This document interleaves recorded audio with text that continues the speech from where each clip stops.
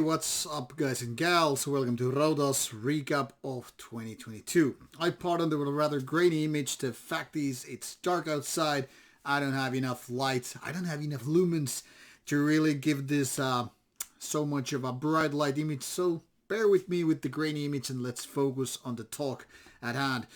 There's actually no reason to watch the whole thing. I can pretty much just sum it up without any kind of a graphics. However, I want to tune you right in for this background, that is this Rauta channel thing here, because that's exactly what we are going to do. Recap the whole year 2022 and discuss what happened, what were the highlights of year 2022 in terms of Rauta channel, and what to expect from year 2023. So you're probably getting anxious to celebrate the new year by the time you're watching this. Maybe you have already celebrated and now are hungover and you're just listening to some random rambling about a bald guy from Finland having a little bit of whiskey here and talking about what went wrong, what went nicely in terms of 2022 in terms of metal once again. Now, those who have been following the channel for quite some time, that is over 5 years or so, the Rauta has been here for you to please you or entertain you or just annoy you. I don't know in which group you want to put yourself into, but doesn't really matter. Obviously, we've lived through rather chaotic years. I mean, especially the last 2 years have been quite something.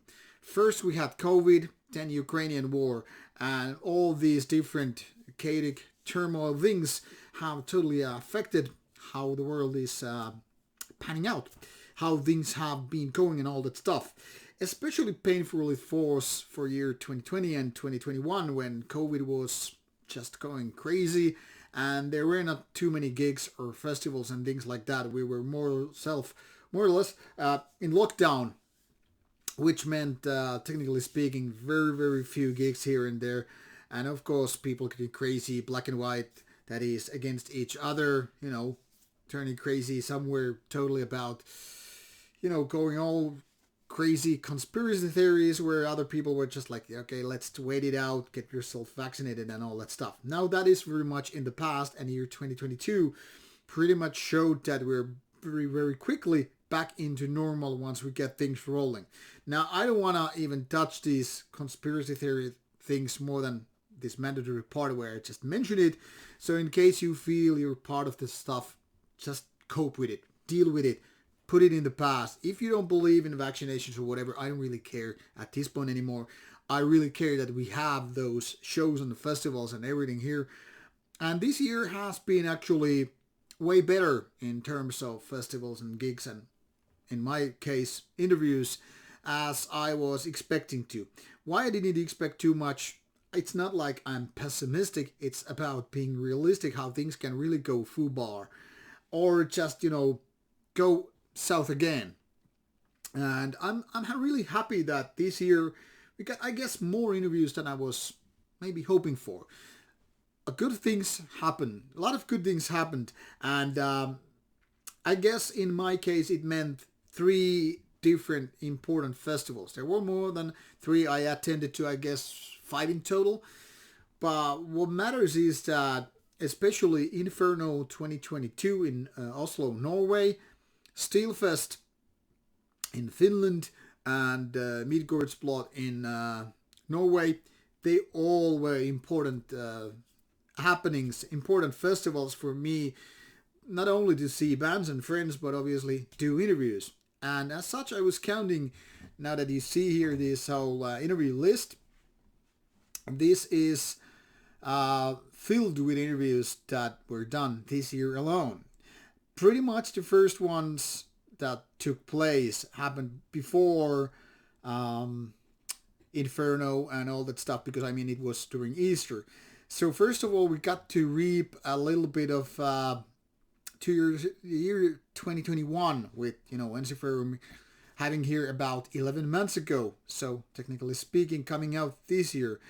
Then a little bit later, we got Estonian Black Metal Lloyds and Hail Conjure. They were playing at an event here in my home city, followed by Black Crucifixion at Turku Saatanal Festival, where I also got to play with my band Nightside. Really special event in that sense. Then happened Inferno, Belzer from Switzerland, Cadaver from Norway, Aspergs bringing their death metal from the Netherlands, Dark Fortress from Germany, and now, mind you, they are going to cease to exist. So was really happy to see those guys and get the interview done. And one of the highlights, definitely one of my personal favorites in terms of interviews, happened with Dongji Warrior, man behind Celtic Frost and Triptychon, and of course Hellhammer. So that also happened during Inferno, and probably the most viewed interview when it comes to this year. At least based on numbers, it seems like none of the other interviews are even near. This is roughly some 2,000 or 3,000 views. Well, Belzer, surprisingly, about 7,000. But, Dongji Warrior, almost 40,000 views. That's really something. Then we had Order and Murukskog from Norway. Cool bands, both, by the way. And then we went to Steelfest only a month later. So first we got 8 interviews from Inferno and of various styles, death metal and black metal and beyond of all that stuff. And one of the, I guess, most successful and entertaining interviews was with Azazel. Very drunken, very Finnish maniacs thing happening. Then more, Switzerland being on the top of it. And then we had, between somewhere these two, there was this Metal Fucking Hell interaction, which was about this festival happening in Finland later on. This is also an interview, not just me talking about the festival, but actually asking questions from one of the promoters. Now from Steelfest we also got Danish black metal legends, Denial of God, and of course Inquisition. Mind you, there's an interesting thing. A lot of people seem to have watched the first part of Inquisition, 17,000. Not as many as I was, I guess, expecting for some of the reasons, but only half of the people managed to, or figured out that there's actually part 2 of Inquisition. So clear difference, 17,000 and 9,000 views for Inquisition. This is one of my disappointments. Alpha Han got less than 1,000 views, even though it was one of the better bands, in my opinion, to play at Steelfest. But I guess it's too hard cookie to crack in terms of genre. It's not really known for black metal because it combines black metal and rock and punk, and there is black metal background, but it really don't ring the bell. Doesn't really ring the bell, that is. So there's that. And also when local metal event took place, and that's where I got to interview Revulsion, and later on another band which is not even shown on this list. I don't know. I have to check it out because it's supposed to be on this list, but probably I have failed to add it to interview list. But there should be this Italian band also playing Black Trash, which is supposed to be on this list. I gotta fix it afterwards. Now, this also got less than 1,000 views, but I gotta kind of get it. I mean, it's an unknown death metal band, even though it's a good one. And then we have a couple of more curious bands which are totally different than your typical Rauta interviewers. Not black metal, not death metal even, not thrash metal, but Nightwish and Arch Enemy. In my opinion, they're both good quality bands, especially in their own turf. But I get it, it's not for the main audience of Rauta to check out those bands. So it kind of is no surprise they didn't get more views than 2,000 and 6,000 or something like that. And then when another metal festival, Midgårds Blood in Norway, happened, starting to pour more black metal into the game. Mork from Norway, Guerrilla from Portugal, in my opinion, one of the best bands coming from there. Then Einar Selvik of Vartrona. These are roughly the same numbers, 2,000 to 3,000, so not exactly big. This is a little bit weird. Borknagar getting less than 2,000 views, being one of the bigger ones, but maybe the band didn't push it, I don't know. Helheim also, roughly the same numbers. So it's kind of a curious, maybe it's because YouTube doesn't really follow the algorithm, or these are not exactly the big names that, got people interested. Even weirder it gets with Einherjar with less than 1,000 views. I mean, it's a good band, and I think these are very, very solid interviews, even though I'm kind of biased. And finally, when the fall came, we had Death Metal Legends Massacre here. Once again, not exactly super cool numbers here, less than 1,000 views. I don't know, it's weird. And Yofiria, one of my favorite bands from Greece. These were both in the same event. And finally, we had Steel Helios 2 interviews done, and they were actually supposed to be Baratrum number 2, and there were other plans to do, but those all failed. So eventually, because one of the bands I interviewed, they didn't feel comfortable publishing the interview, so we only got to do Flame, which is old school black metal as far as it goes with the trashy elements. Now, my point here is not to talk about so much numbers. Numbers are whatever they are. I mean, different strokes for different folks. Some people are only about the bigger bands. Like, if these would have been bands like, I don't know, Cradle of Filth from the same event as with Arch Enemy and Nightwish, or if I had been able to land an interview with, Vatine or other bands that played, Abath played in Finland as well as Behemoth. They also played, but none of these big names said, yes, let's do interviews. So we're also living in the curious case that smaller bands or cult acts, they are more eager to do interviews, with the exception of Arch Enemy and Nightwish here. But the point here is, there's some bands which are kind of big, but not super big, but big enough to say like, hey, we don't do interviews. Like, for example, Amon Amarth. I tried to get them for an interview and heard that they're not also doing interviews. So a lot of missed opportunities. Amon Amarth, Vatine, Abath, and Behemoth, and none of them were like doing. So I decided not even to go to see them live, because makes no sense to just take a weekday evening to travel to different city, spend some 5 hours back and forth to do the interview, only to figure out like I'm only going to see the show. Don't get me wrong, it's fun to do shows and see different bands, but it also means a lot of time and effort is wasted when there is no interview possibility. But if we will focus on the good stuff, the thing here is almost 30 interviews during 2022. That is way more than 2 interviews a month, which I think is a pretty good pace. Now, overall, throughout 5.5 years of Rauta's existence, there are almost 130 interviews in the interview playlist, which should tell you quite a bit about the numbers. So in those terms, I'm really happy about this year. I mean, like I said, it started with COVID, and the first months were not exactly super easy to just, take those interviews and make them happen and all that stuff. Now, beyond interviews, obviously, I've done hundreds of reviews, album reviews and EPs and whatever through 2022. Most of them are not going to get big amount of views. It seems metal people are really picky, unless I'm talking about really big bands. I'm talking about in metal-wise, or even black metal-wise. I mean, once it's band like Marduk or Mayhem or Behemoth or stuff like that, the views go up. But if it's unknown band, you people choose to say, no, I'm not gonna check out a new band because it doesn't really interest me. So the message is clear.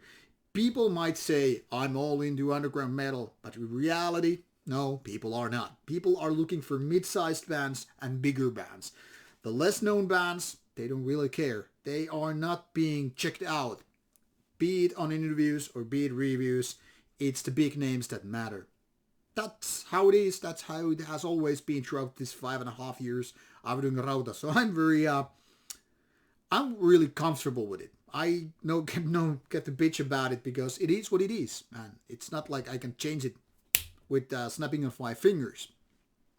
Overall, year 2022 was, in my opinion, nice and a good year. Apart from Ukrainian war, which just is hell for Ukrainian people and affecting a lot of people here out, in Europe. Be it inflation, making the prices go up, meaning less bands to be seen, and everything is costing a lot more, be it flights and all that stuff. That is nothing compared to what Ukrainian people have to suffer. But I'm pointing by in terms of metal and music, these kind of events, these kind of nasty shit happenings are affecting a lot of people. Not only the people in war. Maybe others, like way less, that's given. They're not dying on the battlefields. But what it means is that a lot of organizers are going to have a lot of problems. Gasoline price went up, means Anthrax canceled its whole European tour. We're talking about that kind of stuff. prices go up and people don't have extra money because of inflation and all that stuff, means people have way less money to spend on music. Means that if in a given year you could go for like, I don't know, 3-4 festivals, might be that you only have money for 1 or 2. So we're talking about stuff that is happening. It's affecting pretty much everybody. You have to understand the scale of things. So it might look like a little bit murky when it comes to year 2023, but I like to be optimistic because that's in my very nature. I'm a happy-go-lucky kind of a dude. I'm optimistic, and I'm in generally very, very, I guess, happy and very, very positive person, no matter what the naysayers might say. And I like to think that the year 2023 is going to be big, meaning more shows, more festivals, more cool gigs, and I hope that more interviews. Now comes the bomb. A lot of people already know, but I guess most people won't be knowing, is that I'm moving to Spain for 6 months. By the time you are going to see this video on New Year's Eve or after that, means I'm already traveling there and should arrive to the very location early days of January. Meaning there won't be so much unboxing reviews because I am not going to bring my CDs here. I mean, I have almost 250 CDs here waiting for it to be reviewed. But obviously I cannot just bring them with me, even though going there to Spain with car. So reviews should be happening pretty much in a normal ways, normal pace, and listening to the stuff, but means without CDs while I am in Spain for roughly 6 months. By the time I get back, things are supposed to go normal in the terms of reviews and all that stuff. So maybe things don't change that much at all, even though it means the first few months it's without unboxing, mostly talking about just music, not showcasing, not showing you anything in physical format. What it means in terms of interviews, that's a little bit of a question mark. I try, this is the plan anyway, to go to Inferno and Steelfest, and I hope to make interviews from those festivals, and after that I will be in Finland. But what happens in the first early months when I'm in Spain? Do I get to interview any bands at all? Do I even have a camera? I don't know, but you could pretty much expect that before Easter, for the first 4 months or so, no new interviews will be happening. That is sorry news, I know, but that's pretty much like every year. The first few months is where winter is and there are no festivals for me to go, and as such no interviews. But who knows, maybe I will do some over Zoom. I don't know yet. There have been some talks and plans, but I've learned the hard way that it's better not to talk about those particular plans until they're really done, because I've promised you certain band interviews and like, hey, this is already agreed to be done and all that stuff. And later on the artist is like, no, I'm not going to do it. And then people keep asking me every month or so, when is this possible interview coming out? Because you promised it like us, like a year ago. And I'm like, yeah, it doesn't matter if I want to do it, if the artist doesn't want to do it. So there's that.